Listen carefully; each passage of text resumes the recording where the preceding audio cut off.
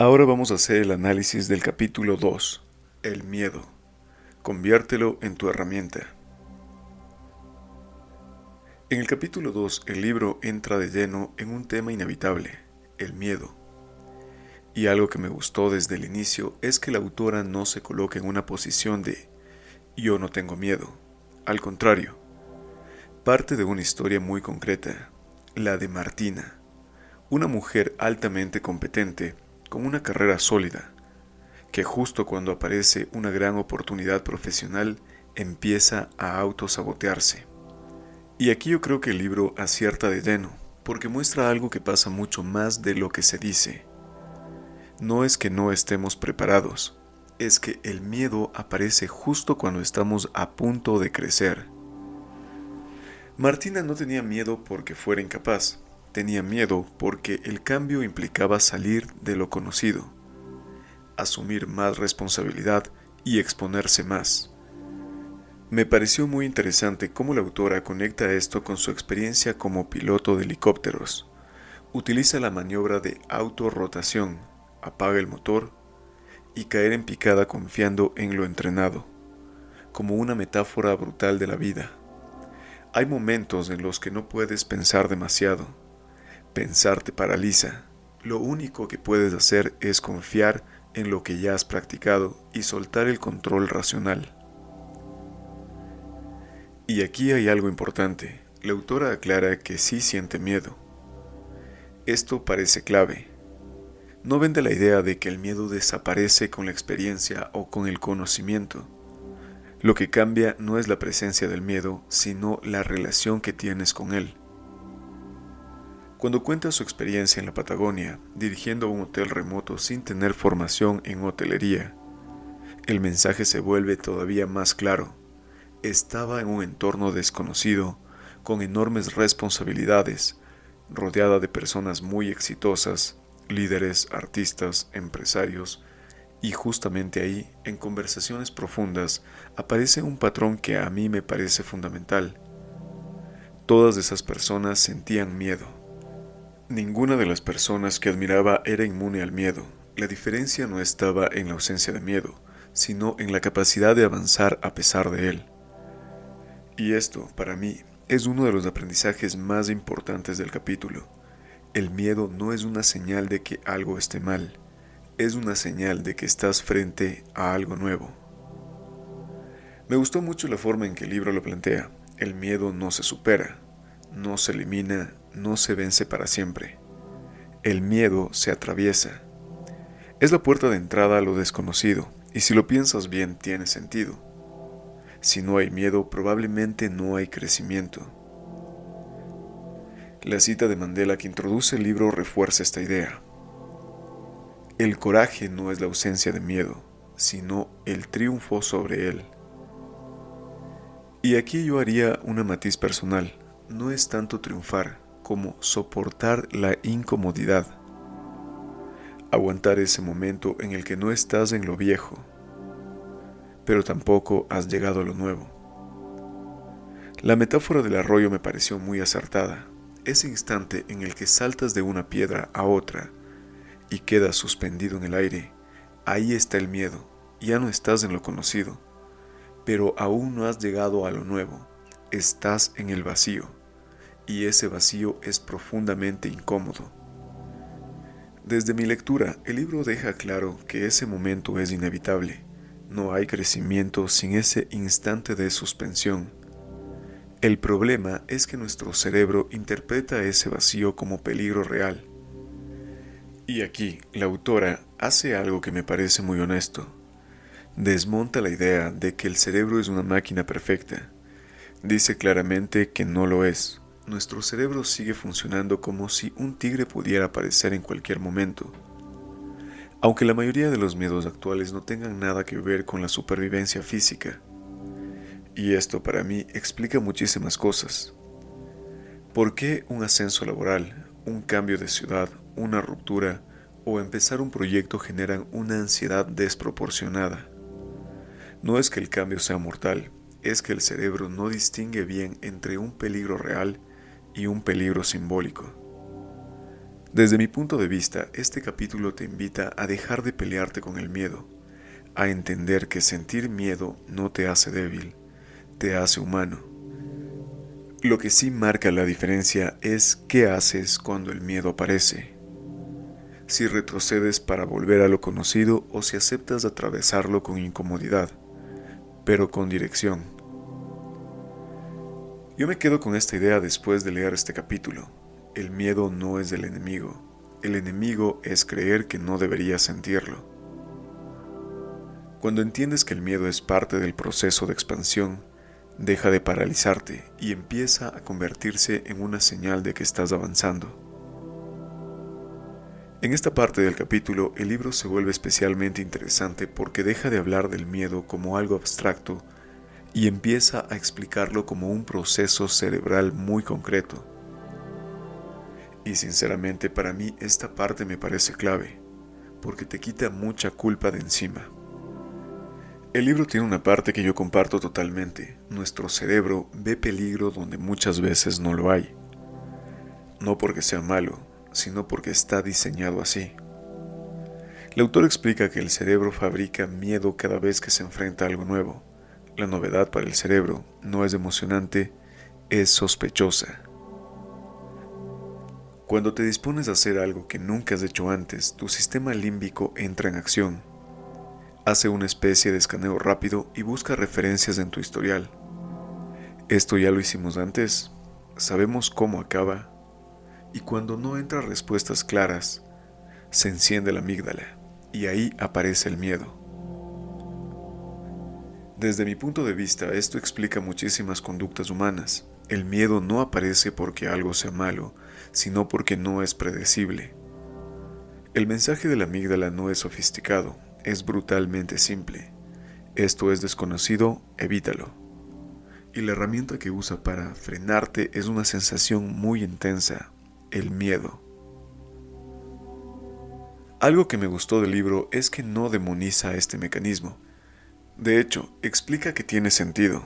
Si algo sale mal, el riesgo deja de ser una posibilidad y se convierte en un hecho. El problema es que el cerebro no distingue bien entre un riesgo que pone en peligro tu vida y un riesgo que solo pone en juego tu comodidad, tu ego o tu identidad. Aquí la autora dice algo con lo que yo coincido bastante. En la mayoría de los casos, siempre que no esté en juego tu integridad física, las consecuencias negativas de hacer algo nuevo no suelen ser tan graves como tu mente imagina antes de hacerlo. El miedo siempre exagera. Además, el libro me hizo reflexionar sobre algo que solemos olvidar. Casi siempre existe la posibilidad de dar marcha atrás. La vida no es todo o nada, no es blanco o negro. Hay muchos grises. Puedes probar algo, evaluar, ajustar o incluso volver al punto anterior. Pero el cerebro no ve esos matices. Para él, o estás a salvo o estás en peligro. Otro punto que me parece clave es cómo el libro explica lo rápido que funciona este mecanismo. La amígdala actúa antes de que tengas tiempo de pensar. Reduce el riego sanguíneo al lóbulo frontal, que es justo la parte del cerebro que necesitas para reflexionar, tomar perspectiva y encontrar soluciones. Es decir, cuando tienes miedo pierdes capacidad de pensar bien. Y esto explica por qué cuando el miedo aparece todo se estrecha. Entras en una especie de túnel mental. Solo ves el problema, no ves alternativas. Tu cerebro ya no se pregunta si tienes habilidades, experiencia o recursos para afrontar la situación. Solo quiere que no te muevas. Me pareció muy acertada la comparación que hace el libro entre lo que diría el lóbulo frontal y lo que grita la amígdala. El primero intenta razonar. Es nuevo, pero quizá puedo aprender. La segunda dice, no lo he hecho antes. Puede ser peligroso. Mejor no. Y lamentablemente casi siempre gana la amígdala. El libro también menciona algo interesante. Hay personas cuyo sistema amigdalino no funciona bien y prácticamente no sienten miedo. Y lejos de ser algo positivo, eso puede ser muy peligroso. Son personas que asumen riesgos excesivos porque su cerebro no activa correctamente la alarma. Esto me parece importante porque deja claro que el miedo no es el enemigo. El problema no es sentir miedo, sino vivir gobernado por él. Algo a tener en cuenta es que no todos los cerebros fabrican miedo con la misma intensidad. Esto depende mucho de la educación, de las experiencias pasadas y de cuánto hemos entrenado o no nuestra tolerancia a la incomodidad. Si una persona ha aprendido a evitar siempre lo nuevo, su cerebro se vuelve cada vez más sensible al miedo, se retroalimenta. Aquí aparece una advertencia clara que para mí es una de las frases más importantes de esta parte. Si no te resistes al miedo, tu mundo se empieza a hacer cada vez más pequeño. Cada vez hay menos cosas que te atreves a hacer. Cada vez hay más límites autoimpuestos. Y el cerebro aprende eso. No salimos de aquí. Desde mi lectura, este fragmento del libro no te invita a eliminar el miedo, sino a educar al cerebro, a enseñarle con hechos que lo nuevo no siempre es peligroso, que puedes sentir miedo y aún así avanzar, porque si no lo haces, el cerebro se vuelve cada vez más intolerante a la novedad y te frena justo donde podrías crecer más. Yo me quedo con esta idea. El miedo no aparece para decirte esto está mal, aparece para decirte esto es nuevo. Y entender esa diferencia cambia por completo la forma en la que te relacionas con él. En esta parte del capítulo, el libro llega a un punto que, para mí, es uno de los más importantes de todo el análisis del miedo. La autora plantea algo que cuando lo lees con atención encaja demasiado bien con la experiencia real. El miedo es proporcional a lo importante que algo es para ti. Esta idea me parece brutal porque normalmente interpretamos el miedo como una señal de que algo va mal, cuando en realidad muchas veces es todo lo contrario. Cuanto más miedo sientes frente a algo nuevo, más probable es que eso que tienes delante sea relevante para tu crecimiento. Yo me quedo mucho con esta lectura. El miedo no aparece para frenarte, aparece para avisarte de que ahí hay algo grande en juego. Volviendo al caso de Martina, el autor deja claro que su miedo no tenía que ver con incapacidad. Martina era talentosa, preparada y con experiencia. El problema no era el puesto, era lo que ese puesto removía por dentro. Y ahí el libro introduce algo que sinceramente me parece muy honesto.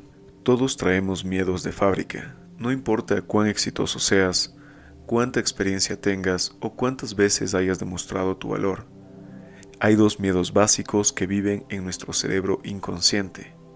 El primero es el miedo a no ser suficiente, a no estar a la altura. Y este miedo, desde mi punto de vista, es probablemente el más común y el más silencioso. El libro explica que este miedo tiene raíces muy profundas en nuestra historia como especie. En otros tiempos, no aportar valor al grupo podía significar quedar fuera, y quedar fuera era morir. Nuestro cerebro todavía funciona con esa lógica. Si lo piensas bien, este miedo está presente desde muy temprano. Nos comparan en el colegio, nos miden, nos evalúan, nos clasifican. Aprendemos desde niños que valer es cumplir ciertos estándares. No es raro que el miedo a no ser suficiente esté tan arraigado. En el caso de Martina, este miedo se manifestaba de una forma muy concreta. Una cascada interminable de ¿y si? ¿Y si no soy tan buena? ¿Y si esto me queda grande? ¿Y si he tenido suerte hasta ahora? El libro explica muy bien que esa lluvia de dudas no es racional, es la amígdala en acción. Cuando el miedo se activa, la amígdala te bombardea con escenarios catastróficos para que no avances. Algo que me parece importante es que la autora no niega la parte racional. De hecho, Martina podía desmontar esos miedos con argumentos claros. Y había demostrado su capacidad muchas veces. El problema no estaba en la cabeza, estaba en el cuerpo. Y esto me parece clave. Puedes entender que tu miedo no tiene sentido y aún así seguir sintiéndolo. Aquí el libro deja una enseñanza muy potente. El miedo no desaparece porque lo entiendas, no se va solo porque lo analices. Está tan arraigado en el sistema nervioso que se manifiesta físicamente. Nudo en el estómago, insomnio, bloqueo, ansiedad. Y eso es normal. Por eso me parece tan acertada la frase que repite la autora. El miedo no se supera, se atraviesa. Puedes entenderlo, conocer su origen, saber que no tiene fundamento, pero aún así tendrás que avanzar sintiéndolo. No hay atajos. Desde mi punto de vista, esta es una de las ideas más liberadoras del libro. No tienes que esperar a que el miedo se vaya para actuar. De hecho, si esperas eso, probablemente nunca te muevas. El verdadero trabajo es avanzar con miedo, confiando en lo que sabes, respirando y dejando que el cuerpo aprenda lo que la mente ya entiende. Me gustó mucho cómo el libro plantea el final de esta historia sin dramatismo. Cuando te lanzas a lo que te da miedo, el miedo no desaparece mágicamente, pero se hace más pequeño, pierde poder, se desmonta, porque el cerebro aprende algo nuevo, no era tan peligroso. Yo me quedo con esta lectura personal de esta parte. El miedo a no ser suficiente no es una señal de incapacidad, es una señal de importancia. Cuando aparece no te está diciendo no puedes, te está diciendo esto importa. Y la única manera de enseñarle a tu cerebro que estás preparado es cruzando esa puerta, aún con las piernas temblando.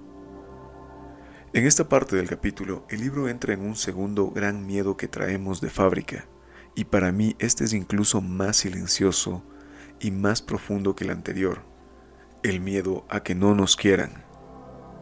Y lo primero que me gustó es que la autora no lo demoniza, al contrario, deja claro que este miedo tiene una función. Si no necesitáramos del amor de otros, no crearíamos vínculos, no habría apego, no habría relaciones, seríamos seres aislados, y eso, honestamente, sería bastante triste. El problema no es sentir este miedo, el problema es cuando se vuelve patológico y empieza a gobernar tus decisiones. Porque, como bien dice el libro, no todo el mundo puede querernos, y no pasa nada. Pero nuestro cerebro primitivo no siempre lo entiende así. Desde mi lectura, esta parte es clave para entender muchísimos comportamientos adultos. El autor explica que este miedo se forma desde el momento en que nacemos. Somos completamente dependientes. Si nadie nos cuida, literalmente morimos. Y eso deja una huella muy profunda en nuestro sistema nervioso. La amígdala aprende muy rápido una ecuación básica. Si me quieren, me cuidan. Si no me quieren, estoy en peligro. A partir de ahí empezamos a adaptarnos. Empezamos a observar qué comportamientos gustan a nuestros cuidadores y cuáles no. Y sin darnos cuenta, vamos moldeando nuestra personalidad para asegurar ese amor. A veces siendo responsables, otras veces siendo rebeldes, pero siempre buscando lo mismo, ser vistos. Porque para el cerebro primitivo, si no te ven, no te cuidan. Leyendo esta parte, yo pensaba en cuántas decisiones adultas siguen estando gobernadas por ese mismo patrón infantil. Hacemos cosas para gustar, para no decepcionar, para no perder el vínculo, incluso cuando ya no estamos en peligro real, nuestro cuerpo sigue reaccionando como si lo estuviéramos. El libro también dice algo que me parece muy cierto, este miedo suele suavizarse con los años. Cuando empiezas a entender que no todo el mundo te va a querer, y eso no es una amenaza real, se produce una liberación interna muy grande. Pero claro, no a todo el mundo le llega esa liberación de forma natural. Muchos siguen viviendo atrapados en la necesidad de aprobación. En el caso de Martina, este miedo estaba muy presente, aunque no era evidente a simple vista. A pesar del ascenso, no solo significaba más responsabilidad, significaba cambiar de identidad. Y eso, a nivel inconsciente, activaba una pregunta muy profunda. ¿Seguirán queriéndome los míos si cambio? A esto se sumaba otra incertidumbre. ¿La querrán en el nuevo entorno? ¿La aceptarán sus equipos en Portugal y Latinoamérica? Para la amígdala el riesgo era enorme, y cuando la amígdala percibe un riesgo tan grande, hace lo que sabe hacer: frenar, sabotear, enfermar, retrasar. Algo que me pareció muy interesante es cómo trabajaron ese miedo, no desde frases bonitas, sino desde algo muy concreto: ayudar a Martina a identificar su núcleo afectivo estable, su red de relaciones que no estaba en peligro por este cambio profesional, su familia, sus personas cercanas, sus vínculos reales. Hasta que no lo vio con claridad, su cerebro no se calmó. Y aquí hay una frase del libro que para mí es oro: nuestro cerebro necesita que le recordemos las cosas. No basta con saberlas, hay que mostrárselas de forma concreta. El cerebro no se tranquiliza con ideas abstractas, se tranquiliza con evidencias. Otro punto que me pareció muy potente es cuando Martina aprende a separar sus actos de la relación de los demás. Y esto, honestamente, es un antes y un después en la vida de cualquiera. No podemos controlar si los demás aprueban lo que hacemos. Podemos actuar con valores, con buena intención, con coherencia y aún así no gustar. Liberarte de la necesidad de gustar siempre y a todo el mundo es una conquista enorme. Y ojo, como bien aclara el libro, eso no significa volverte frío ni egoísta. Significa entender dónde termina tu responsabilidad y dónde empieza la del otro. Desde mi punto de vista, esta es una de las lecciones más maduras del capítulo: hacer el bien, actuar alineado con tus valores, cuidar a los demás, sí, pero cargar con cómo los otros interpretan, aceptan o reaccionan a lo que haces, no. Eso ya no depende de ti. Cuando esta comprensión baja del plano racional al corporal, el miedo a no ser querido cambia de forma, se vuelve más sano, deja de paralizarte, deja de gobernar tus decisiones. Y algo que me pareció muy honesto del libro es que reconoce que este miedo es especialmente fuerte en muchas mujeres, por esa necesidad histórica de cuidar, agradar y sostener. Pero siendo sincero, es algo que veo cada vez más también en hombres. El miedo a decepcionar, a no encajar, a perder aprobación. Este fragmento del libro para mí deja una idea muy clara: no puedes vivir intentando ser todo para todos. Eso es imposible. Y cuanto antes lo aceptas, más libre te vuelves. El capítulo cierra anunciando un ejercicio para calmar la amígdala y reducir estos miedos. Y la verdad es que, después de entender de dónde vienen, tiene todo el sentido pasar a la práctica. Porque una cosa es comprender el miedo y otra muy distinta es enseñarle a tu cuerpo que ya no está en peligro. En esta parte del libro, la autora propone algo que, dicho así de entrada, puede sonar provocador: engañar al cerebro. Y a mí esta idea me parece muy acertada, porque todo lo que ha explicado antes apunta justo a esto. El miedo no es una verdad absoluta, es una interpretación exagerada del cerebro frente a lo desconocido. Cuando el cerebro percibe peligro, lo primero que hace es apagar justo las áreas que más necesitaríamos en ese momento: la reflexión, la creatividad, la toma de perspectiva. El lóbulo prefrontal se desconecta y la amígdala toma el control, y ahí es donde entramos en bloqueo. Entonces la pregunta clave que plantea la autora es muy inteligente. Si el cerebro se asusta porque cree que algo va a salir mal, ¿qué pasaría si le mostramos que va a salir bien? Y no solo decírselo, sino demostrárselo a su propio lenguaje, que es el lenguaje de las imágenes y las sensaciones. Aquí es donde entra la visualización, pero no como algo místico, sino como una herramienta neurológica. A mí me gustó mucho cómo el libro lo explica con el caso de Martina, porque lo vuelve muy concreto.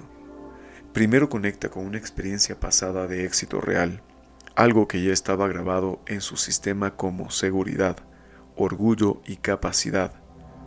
Y desde ahí, con esa emoción ya activa, proyecta mentalmente la situación futura que le daba miedo, pero viviéndola como si estuviera ocurriendo y estuviera saliendo bien. Desde mi punto de vista, esto es clave. No empiezas la visualización desde el miedo, sino desde la seguridad. Tomas una emoción que ya conoces y la llevas al escenario nuevo. Eso le da coherencia interna al ejercicio. Lo interesante, y aquí entra la neurociencia, es que cuando imaginas algo con suficiente detalle sensorial, el cerebro no distingue entre lo real y lo imaginado. Activa las mismas áreas cerebrales, es decir, para el cerebro ya lo viviste, ya pasó, ya sobreviviste, ya salió bien. Y aquí ocurre algo muy potente, se crea una nueva memoria emocional, el hipocampo la guarda, y esa memoria empieza a competir con los escenarios catastróficos de la amígdala. Ya no es solo todo puede salir mal, ahora también existe esto ya salió bien. Por eso, después de estos ejercicios, la sensación suele ser de calma, claridad y empoderamiento. No porque el miedo haya desaparecido, sino porque el cerebro vuelve a funcionar de forma completa. El sistema de alerta se relaja y el óvulo prefrontal vuelve a encenderse. A mí me parece muy importante que el libro insista en que este ejercicio es sensorial, no solo mental. No basta con pensar, todo irá bien. Hay que sentir cómo se siente que ya haya ido bien. La sonrisa, la postura, la respiración, la tranquilidad. Eso es lo que realmente graba la memoria. También me parece muy realista cómo la autora habla de los momentos difíciles del día, especialmente la noche. Cuando estás cansado, la amígdala vuelve a bombardearte con "y sí". Y ahí la propuesta no es luchar con pensamientos, sino volver a la imagen ya creada, mostrarle al cerebro su propia evidencia de seguridad. Después, el libro profundiza en cómo funciona el miedo a nivel cerebral. Explica algo que para mí es clave. Cuando la amígdala se activa, bloquea el hipocampo y los lóbulos prefrontales. Y eso es una trampa brutal, porque son justamente esas áreas las que podrían sacarte del miedo.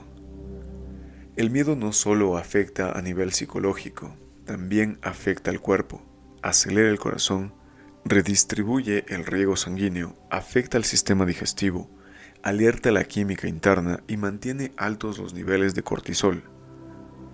Por eso hay tantas personas que viven con ansiedad crónica y problemas físicos asociados. Lo que más me gusta de esta parte es que el libro no se queda en el diagnóstico, sino que insiste en algo muy claro. No es inevitable que la amígdala apague el resto del cerebro, pero para evitarlo, tienes que participar activamente. No puedes quedarte pasivo esperando que el miedo se vaya solo. Aquí entra el papel fundamental del prefrontal izquierdo. El libro explica que cuando esta zona está bien activada, aparecen pensamientos más optimistas, más racionales, más orientados a soluciones. Es como si una parte de ti te pusiera la mano en el hombro y te dijera, tranquilo, y has pasado por cosas difíciles antes. Desde mi lectura esto conecta perfectamente con los dos miedos de fábrica que vimos antes. Entrenar el prefrontal izquierdo reduce el miedo a no ser suficiente y también suaviza el miedo a no ser querido, porque te ayuda a confiar más en tus recursos y apoyarte mejor en los demás. El caso de Martina cierra muy bien todo el capítulo, no porque se haya vuelto una persona sin miedo, sino porque aprendió a relacionarse con él de otra manera, a aceptar el miedo como señal, a calmar su cerebro y avanzar. 4 años de éxito después, el mensaje es claro. No se trata de eliminar el miedo, sino de no dejar que te gobierne. Yo me quedo con esta conclusión personal del capítulo. El miedo no es el enemigo es no entrar en el sistema que lo gestiona. Mientras nuestro cerebro siga siendo imperfecto, y lo será por mucho tiempo, nos toca aprender a acompañarlo, a calmarlo, y a seguir adelante aún con incomodidad. La vida que realmente te desarrolla empieza justo donde termina tu zona de confort, y el miedo, lejos de ser una señal de retroceso, es muchas veces la señal de que vas en la dirección correcta. Después de leer este capítulo, a mí me queda una idea muy clara. El miedo no es el problema es no entenderlo. El miedo no aparece para detenerte, aparece porque tu cerebro interpreta lo nuevo como peligro. Y eso no te hace débil, te hace humano. El libro deja claro que no existen personas sin miedo. Lo que sí existen son personas que han aprendido a relacionarse mejor con él. Personas que entienden que el miedo es proporcional a lo importante que algo es para ellas. Si algo te da miedo, probablemente es porque te importa y porque tiene el potencial de hacerte crecer. También me parece muy valioso entender que traemos miedos de fábrica. El miedo a no ser suficiente y el miedo a no ser queridos. No son defectos de carácter, son mecanismos de supervivencia. El problema aparece cuando dejamos que esos miedos gobiernen nuestras decisiones y nos encojan la vida. Este capítulo me gusta porque no se queda en la teoría, te muestra que el cerebro exagera, que la amígdala se adelanta y bloquea justo las áreas que más necesitamos. Pero también te recuerda algo fundamental, podemos entrenar el sistema, podemos calmar al cerebro, activar el prefrontal y avanzar con más serenidad. La conclusión para mí es esta, el miedo no se elimina, se atraviesa. No esperes a dejar de sentir para actuar. Aprende a sentirlo sin quedarte paralizado. Respira, confía en lo que ya sabes y da el paso. Porque al final el miedo no es una señal de que algo va mal. Muchas veces es la señal más clara de que estás justo donde necesitas estar para evolucionar.